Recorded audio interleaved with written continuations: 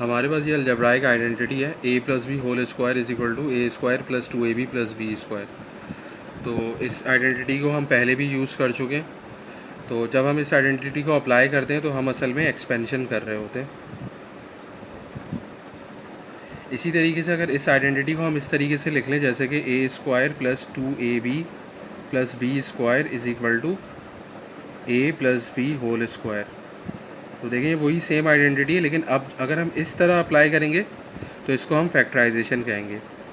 ये हमारी जो है वो फैक्टराइजेशन है। तो a plus B whole square is equal to A square plus 2ab plus B square. इस अलजेब्राइक आइडेंटिटी को हम एक्सपेंशन के लिए भी यूज़ कर सकते हैं और फैक्टराइजेशन के लिए भी यूज़ कर सकते हैं। तो हम देखते हैं कि इसको फैक्टराइजेशन के लिए हम कैसे यूज़ करेंगे। जैसे देखें हमारे पास सबसे पहले जो क्वेश्चन होगा वो इसी फॉर्म में लिखा हुआ होगा a square plus 2ab plus B square. तो सबसे पहले हम क्या करेंगे कि इसका एक स्ट्रक्चर बना लेंगे। तो इसका स्ट्रक्चर इस तरीके से बनता है a square plus 2ab plus B square. तो देखें जो सबसे पहले हमारे पास ए स्क्वायर है तो ये यहाँ पे ए आ जाएगा अंदर, और यही ए जो है वो यहाँ पर भी आ जाएगा। इसी तरीके से हमारे पास लास्ट टर्म जो है वो बी स्क्वायर है, तो यहाँ पे हमारे पास बी आ जाएगा क्योंकि बी का स्क्वायर जो है वो वापस यही बन जाएगा, और इस जगह पे भी हमारे पास बी आ जाएगा। तो ये चीज़ और ये चीज़, इन दोनों चीज़ों में कोई भी फ़र्क नहीं है, बस हमने इसको एक स्ट्रक्चर के तौर पे लिख लिया। और अब जब हम इसके ऊपर फार्मूला अप्लाई करेंगे जो ऊपर हमारे पास दिया हुआ है, तो ये क्या हो जाएगा आपके पास ए प्लस बी होल स्क्वायर। तो इसी चीज़ को हम यूज़ करते हुए, इस प्रोसीजर को यूज़ करते हुए हम जो है वो फैक्टराइजेशन कर सकते हैं अगर हमारे पास कोई भी ऐसी एक्सप्रेशन दी हुई है। तो अब हम इसकी एक एग्जांपल देख लेते हैं।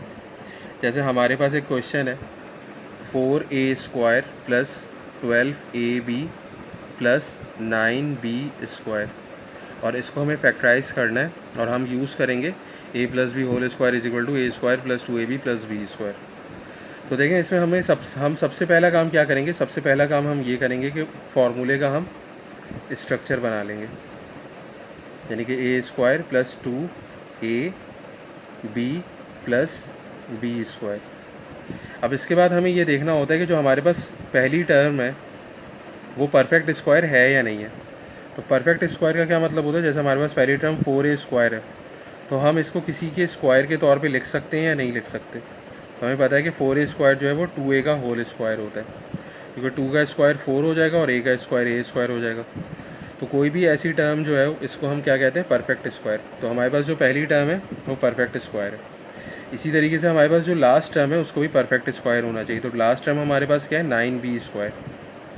तो 9b स्क्वायर को हम कैसे लिख सकते हैं, 3b होल स्क्वायर, क्योंकि 3 का स्क्वायर जो है वो 9 होता है और b का स्क्वायर b स्क्वायर होता है। तो हम ये देख सकते हैं कि हमारे पास पहली टर्म भी परफेक्ट स्क्वायर है और आखिरी टर्म भी जो है वो परफेक्ट स्क्वायर है। तो हम जो है वो इस पे जो है वो ये आइडेंटिटी अप्लाई कर सकते हैं ए प्लस बी होल स्क्वायर वाली। तो सबसे पहले तो हम 4a स्क्वायर की जगह पे क्या लिख देंगे, यहाँ पे ब्रैकेट के अंदर 2a लिख देंगे, और इसी तरीके से 9b स्क्वायर की जगह पे हम 3b लिख देंगे, क्योंकि देखिए 2a का स्क्वायर क्या हो जाएगा, 4a स्क्वायर हो जाएगा, और 3b का स्क्वायर क्या हो जाएगा आपका, 9b स्क्वायर हो जाएगा।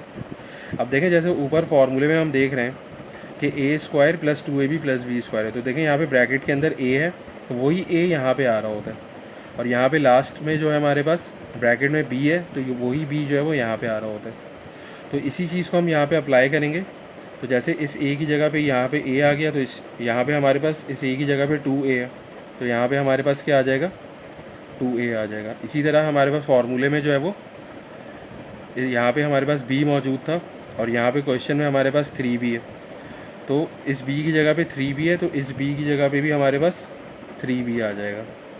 तो हमारे पास ये फार्मूले का स्ट्रक्चर बन गया। तो अब हमें ये बात तो पता है कि 2a का स्क्वायर जो है 4a स्क्वायर है और 3b का स्क्वायर जो है वो 9b स्क्वायर है। अब ये जो हमारे पास मिडिल टर्म है इसको हमें चेक करना है कि मिडिल टर्म भी हमारे पास 12ab बन रही है या नहीं बन रही है। तो यहाँ पे जो मिडिल टर्म में हमारे पास ये तीनों चीज़ें, इनको हम मल्टीप्लाई करके देखेंगे। तो 2 को हम 2a से मल्टीप्लाई करेंगे तो ये 4a हो जाएगा, और 4a को हम 3b से मल्टीप्लाई करेंगे तो ये 12ab हो जाएगा। तो इसका मतलब ये कि ये स्ट्रक्चर हमारा करेक्टली फॉर्म हो गया है, यानी कि अगर मिडिल टर्म जो है हमारे पास, इसको मल्टीप्लाई करने के बाद वापस वही टर्म आनी चाहिए जो क्वेश्चन के अंदर हमें दी हुई है।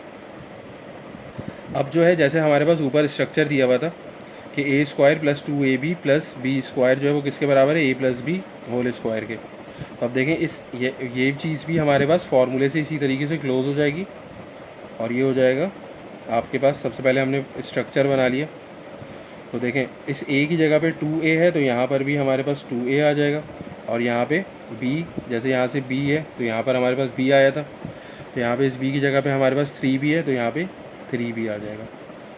सही है।